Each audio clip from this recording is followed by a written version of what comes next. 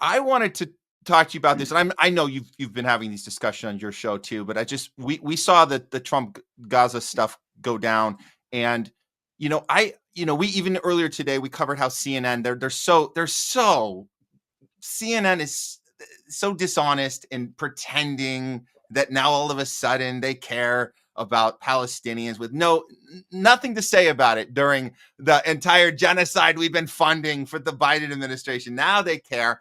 But regardless of the mainstream media coverage, putting that aside, we do have this conversation. We've heard this conversation. So for viewers that didn't hear this, I'm going to play this piece, and then I want trying to understand what is happening here and what can Trump actually pull this off. It looks like he's trying to get Palestinians, displaced Palestinians. We know it's ethnic cleansing, but he's trying to get them into Egypt and Jordan. Let's hear him say the thing that, the big reveal, it's a land grab. Let's check this out. The whole Gaza Strip right now, and it's a mess. It's a real mess. So you'd like Jordan to house people from I'd Gaza? like him to take people.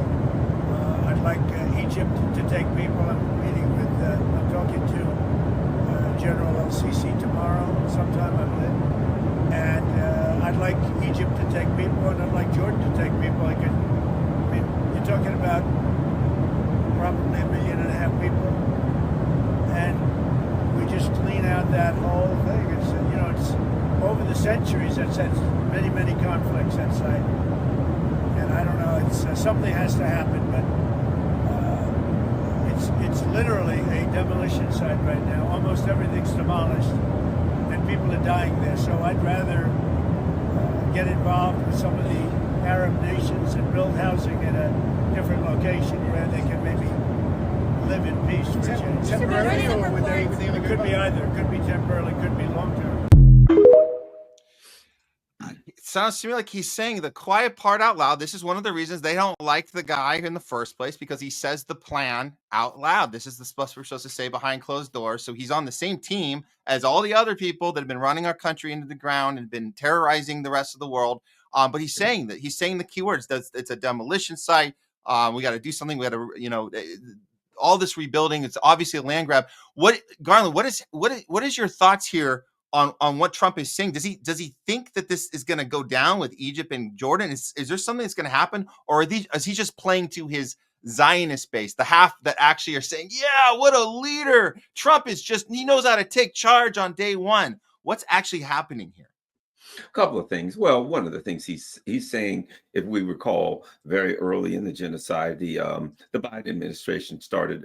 They came out early with that, right? Yeah, we're gonna move them. So this is not a new concept of just taking all of the Palestinians and shoving them off somewhere else. It's interesting. He said somewhere where they can live in peace, because we all know they can't live in peace with the Zionists next door trying to attack them and kill them and starve them to death all of the time. But to be quite frank, knowing a little bit about the regional politics, the Egypt and Jordan, it would be totally, completely destabilizing to their country. They couldn't really do it, number one. Number two, they'd all of a sudden have 1.5 million people that they have to feed and house, and they know good and damn well that the U.S. and its so-called allies, its vassals, and Israel would say, "Oh yeah, just take them there, and we'll continue to give them money." And and after like a month, they wouldn't give them a dime; they'd be stuck. So I don't see that happening, but this is not some new Trump phenomenon. It's the same game they've been trying. As I said, if people recall, like not long after October 7th, the Biden administration was saying that, I think there's probably Zionists, hitting them. Hey, Donald, why don't you give this a shot? Run this up the flagpole to see if anybody salutes. They've run it up the flagpole dozens of times. Nobody ever salutes it, but it doesn't shock me that he'd try that again. Ain't happening. Yeah.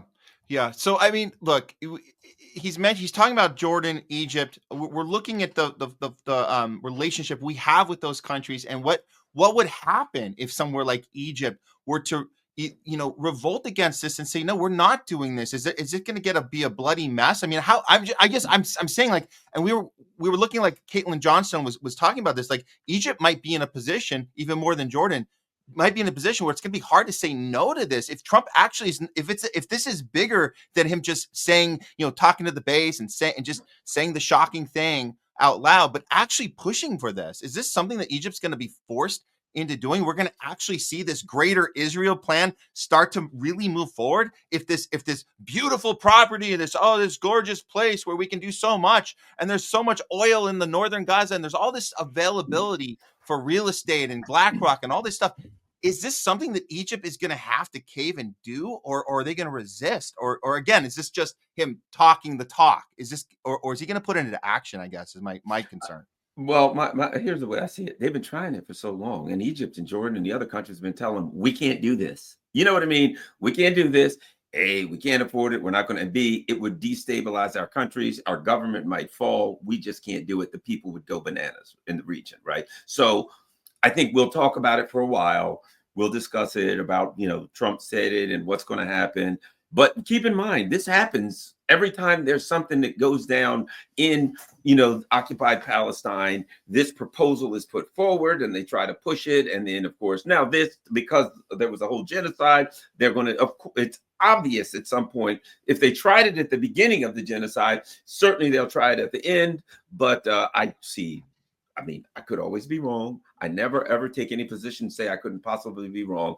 Personally, my opinion is I see little chance of this happening. I think we're looking at this situation a little differently now versus every time, because you're right about this. There's a cycle to it. Every presidential change up, there's always this ceasefire arrangement, or we're going to have this Israel and Palestine are finally going to agree on something, and then it won't, and then one president takes credit for it, the other one. This happens every time.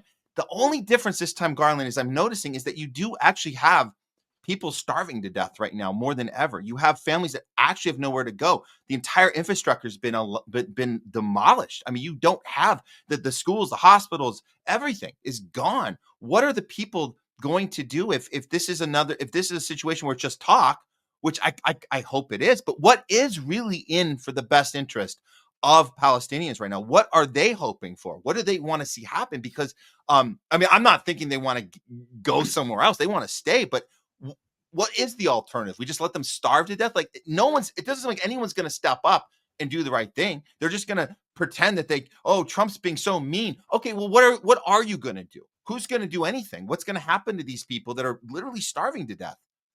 I think you're going to see a lot of Saudi money coming in. I think that a big part of the game plan, especially with Donald Trump. Remember, Donald Trump was, the whole Saudi. He's big on the Saudi normalization. He's tight with the Saudis. I think, my opinion, I've said this for a while, that when this was over, provided it's over, you'll see a lot of Saudi BlackRock money coming in. I mean, a lot of people don't know this. BlackRock is interchangeable with the Saudis. The CEO of Aramco, the Saudi Arabian oil company, the largest corporation in the world, the CEO is on the board of BlackRock, right? And that ain't an accident. I think you're going to see all this Saudi money coming in. I think they're going to try to level. I think Trump's in tight with the Saudis, and they're saying, let's get this thing straight and then do the Saudi normalization. I think that's what Trump wants. He wants Saudi normalization with Israel, and he wants to try to get back to this Abraham Accords thing. So that's what I think. The rebuilding, I think a lot of money is going to come out of Saudi Arabia for rebuilding, in my opinion. And then that way, when Saudi Arabia can get in, straighten it out, and then they can move towards this Saudi normalization thing, however that's going to work. That's my opinion, but it's very complicated. So we're all just guessing now. I do feel like when Trump came in, there was like a number of dramatic changes, like reversals on several things, particularly mostly on foreign policy. I felt like that there was a segment of the ruling elite who was very unhappy with the direction Biden was going and just said, all right, we got to do this thing a different way. I mean, to me, it's not an accident. You look in the front row and there's like $2 trillion worth of tech bros from all over the world, China, India, all over that. A lot of these tech bros got together and they said, this thing's screwing with our money worldwide. We don't want a nuclear war. We got to go in a different direction. So I think we're seeing a lot of different things. And I think they really want to settle this. In the interest of see, as long as the activists and the people who want justice want to settle it, nothing's going to happen. But when the ruling elite faction, they see that as the problem for themselves and they decide it's going to get settled, they'll put the money in and do what's necessary. So that's my prediction. Money's going to flood out of Saudi Arabia into the region for rebuilding and food and all the kinds of things. Because, a lot of trucks, the aid trucks are starting to flow in and things like that. So I don't know. It's hard to guess. We're going to, what we're going to have to do is go week by week. And here's what I've said. And I think this is critical right now, particularly with Trump, because he's a blabbermouth kind of guy. He yaps. I think with Trump, we're going to have to go by what he does. Because God knows on any given day, he'll say anything. You know what I mean? He says stuff. And what happens is Trump says something like, oh, the Russians or whatever, right? And everybody goes, oh, my God, he said this, right? I think we're going to have to disregard what Trump says and just go by what he does. We're going to have to look at the actions that happen and evaluate things based on an action that happened. Otherwise, we're going to be jumping up and down every other day when Trump says something outrageous, which he will, or post something outrageous, which he will. And then we'll all be bouncing off of each other trying to figure out what the last thing Trump says. And then he'll say something else outrageous about Russia or China or whatever, So I'm only going by what he does until, you know what I mean? Yeah, no, I hear you. And that's the good news about Trump being in office, is that because he's so loud, because he says whatever is on his mind, because he doesn't have a filter, we pay attention. And even like versus when you have a Joe Biden or a Kamala or Obama in office, you don't pay attention. You don't see all of the shenanigans going on behind closed doors because they know how to keep their mouth shut. And so that would be, I guess, to me, the silver lining of having him in there is that people are like, wait, what's going on in Palestine? Are you talking about a land grab? It's like, yeah, that's what we've been watching this whole time, but now the person's saying it. So yeah, that's good. Now we can get concerned. What do you mean? We can stream about it. Good point. Yeah. Because if Trump says something, whether he's going to do it or not, we can push back on it. Yeah. Like if he says, yes, perhaps we're going to do this, and it's something we don't like, everybody can go bananas over it, push back on it, say we don't like it, and he'll get feedback on it and push back or whatever before he makes a decision or before he does anything, whether he's going to do it or not. My opinion is people at the political level that Donald Trump is, they're not acting based on the feedback of the littles. They got some very, very powerful and rich people above them that are giving them, I'm not just going to say instructions, but it seems like they're motivating them to act. Can we put it that way? Yeah, and they're motivating him on what not to say. Notice how we never hear about the assassination attempt. You'd think that'd be something he'd be leveraging over and over again. Like I don't know, like he used to do that with the Hillary stuff and like he would always bring back something that would make him look good, just a little like, and I'm like, why would he not use that? That would be a great thing to use. So somebody's telling him, no, we're not going there, or make them think that Iran tried to kill you, and we'll just call it a day. And it's like, that doesn't look right. That's not right. I'll be honest. I can't imagine that anyone on earth, including Trump, could have possibly believed that Iran was trying to kill him. Yeah, I don't think he believes it. You know what I mean? I don't think anyone on earth believes that. Even the people that are saying it, they're like on TV. We're reporting that Iran tried to kill Trump, and then the camera's off. They're like, oh God, do we really have to say? Shh, just say it. Just read the teleprompter. Yes, Iran has made another effort to kill. You know what I mean? It's like the stupidest thing in the world to say, and I think even Trump kind of knows what it is. But there's again. If you understand Trump and you look at his books and stuff, you understand that Trump says a lot of things for effect. You know what I mean? Where we get screwed with Trump is we interpret what he says literally. Yeah. And he says he's an entertainer. He understands the entertaining, how to manipulate people. And I don't mean manipulate people, and that's always in a pejorative way. How to influence people, how to drive people in a different particular, somebody's telling a joke. They set you up with this joke. Yep. And then boom, 3 jokes later, they hit you. And it's only funny because they set you up with that story 10 minutes ago. And now it hits. See, Trump understands that. So he'll set you up for something and hit you later. So we interpret everything as literally as possible.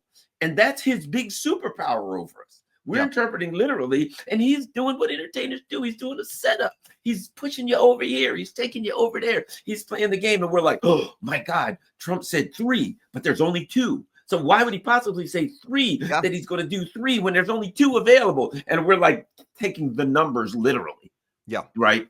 And Trump doesn't care if it's 2, 3, or 5. He just wants to keep us jumping, and he's still trying to figure out which number he's going to go with. And I think that's the thing I found in recent week is I got to stop this literal interpretation of Trump's. That's good. That's wise at this point. But we should take a step back and appreciate what he's really good at. It's entertainment. And it's great. He gets people so riled up. I mean, we just found out Jim Acosta, CNN, literally has resigned, has stepped away from CNN today. And it seems to me he was really upset with the way Trump talked to him, and he couldn't take it. And like I find that fascinating. Like he had that much power over you because he just tells you what he wants to tell you, and you have to figure out how to respond to it. It's like you're going into a boxing match with him, and he's just more skilled in that regard. And the thing about Jim Acosta quitting is you'd never know it unless somebody like posted it online, because who the hell watches CNN anymore? Like we wouldn't know if somebody didn't like post it on social media. We wouldn't know for months. That's a great point. And nobody watches that. And we only know it because the people posting on Twitter are people who called out this guy just a day ago for Trump handing his ass to him, basically in that press conference situation, and to see that this is the outcome of that. So people keep up on it. We have to do the work. You're right. We're not like tuning into CNN and seeing it live. Oh my God, I can't believe we just lost this great host we've been tuning into every evening. No, one's watching you anymore. No one's watching. No. And you know, the other thing that's funny about it is as CNN and MSNBC dies, and they're like, well, it's because people are switching over to social media and they're going on it. No, it's not. It's because you lie. It's because all you do is put a bunch of former CIA. Next, we're going to have former CIA chief John Brennan to tell us the truth about something, right? If you had an actual news channel, you'd probably be on the air. People like news. I want to turn on the news. What happened? There was a forest fire, a ship crashed, the moon's doing something, whatever. Give me a weather report next. Things that used to be on the news. Now I turn on the news, and what do I see? Adam Schiff telling me that the Republicans did something.